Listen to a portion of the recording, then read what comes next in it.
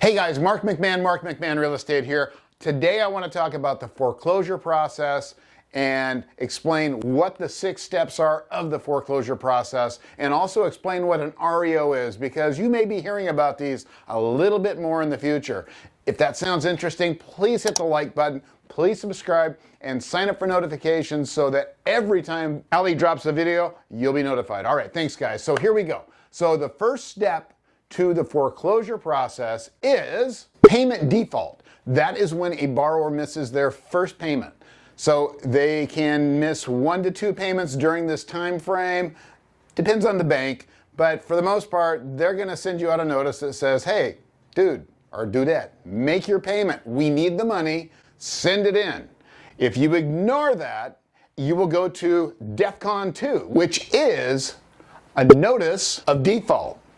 What that is after 90 days, they're going to send that out. They're going to let you know that, hey guys, we really would like to get our money, and we're going to get nasty here pretty darn quick if we don't get it. So that happens 90 days after you miss your first payment. Notice of default is also known as the reinstatement period. So pretty easy to make it up at this point. The bank will work with you.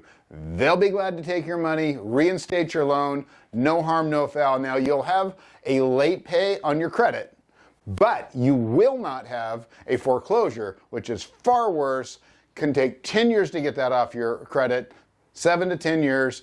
And for commercial lending purposes later on, if you decide you're going to buy apartment complexes, they're going to keep looking at that forever and ever and ever. It's the gift that keeps on giving. So you don't want to do that. Same thing with the bankruptcy. All right, guys, number 3 is notice of trustee sale. Trustee sale is going to get recorded at the recorder's office, and more than likely, your lender is going to post a notice in a local newspaper for 3 weeks stating that you are in default. So basically, if someone picks up the local paper and they look at the back of the paper, they're going to see that you've defaulted on this loan. So you don't want to let it go that far. But this is the process where it gets closer for you to be able to buy it from the bank if you are an investor. If you're on the opposite end, you're losing your house, this isn't a not so great place to be.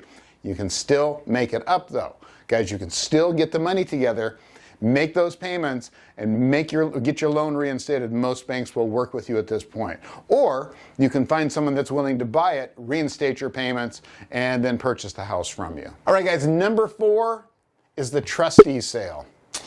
This is where it goes to the courthouse steps, wherever they're going to actually be doing the auction, and they're actually going to put the house up for sale.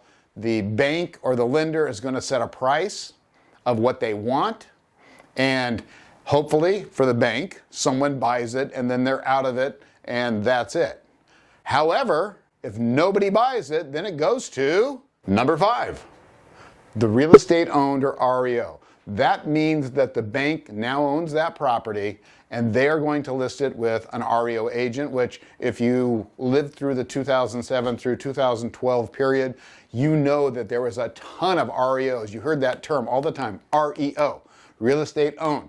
That means that nobody bought that house at auction because probably the note was too high. The bank didn't want to take a lesser amount, so they took the property back.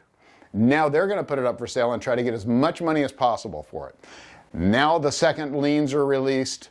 Now there's no other debt on it, and like Rick Jarman used to say, it's cleansed, it's clean. Now this is the best way to buy a house that is in foreclosure, is actually after it's gone through foreclosure, because it's clean. You're not going to have any surprises that come up later on. The bank has cleansed that property.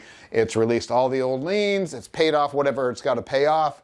And now it's yours if you buy it from the REO agent. All right, number 6 is eviction. This is when the sheriff comes to your door, knocks on the door and says, hey guys, you got 10 minutes to get out. All right? I'm the sheriff. I'm knocking on the door. I've got a locksmith next to me. He's going to change the locks on your house. You will have 10 to 15, how do you do that? 10 to 15 minutes to get whatever you can get together, get out of the house and vacate the house. I used to do this for a living. It was a terrible job. I had to change the locks. I had to meet the sheriff there. I had to change the locks. I had to give the people the notice. It sucked. It was the worst job ever. But we were getting ready to have our house taken away at the time, and I had to do something to make a living. All right, so what happens then is the locksmith will go in and change all the exterior locks. The REO servicer, which at the time was me, will go in and do an inventory of all the property that's in the house. We will take all that inventory, we will put it in one bedroom, we will lock that door with a separate lock and close off the windows so nobody can get inside. And the tenants, or not the tenants, but the previous owners have a certain amount of time to go back and get their possessions. If they do not, within a certain time frame, it's either 30 to 60 days, they will forfeit that property and we will just throw it away, more than likely. 99 times out of 100, we just get a truck and we just throw it all away. And it's sad, it's horrible, but that's exactly what happens. A lot of people don't have any place to put that stuff. Guys, you don't want to be in that situation. That's why you want to be on the other side of the equation. You want to be investing in real estate, not losing it. Okay? Watch all my videos and you'll learn how to do it. You don't want to be that guy or that girl or gal. You just don't. Learn from what I've been through. All right, guys, if you like this video, please hit the like button. We really appreciate it. Sign up for notifications. And there's 2 videos that Ali's going to post at the end here. I want you to look at those. And we also have a list on how to get started. It's so easy. Go down below. Click on the list on how to get started. It's going to give you all the steps you need to take to buy your first house. It's not that hard. Guys, go do it. It's free. Today only. Free of charge for you. All right, guys, thank you so much. I appreciate you being here, and I'll see you next time. Hey guys, check out these 2 videos. They're really going to help you on your investment journey. I'm also on Instagram. Tons of great video content there. Really good stuff. Please subscribe. I'll see you next time.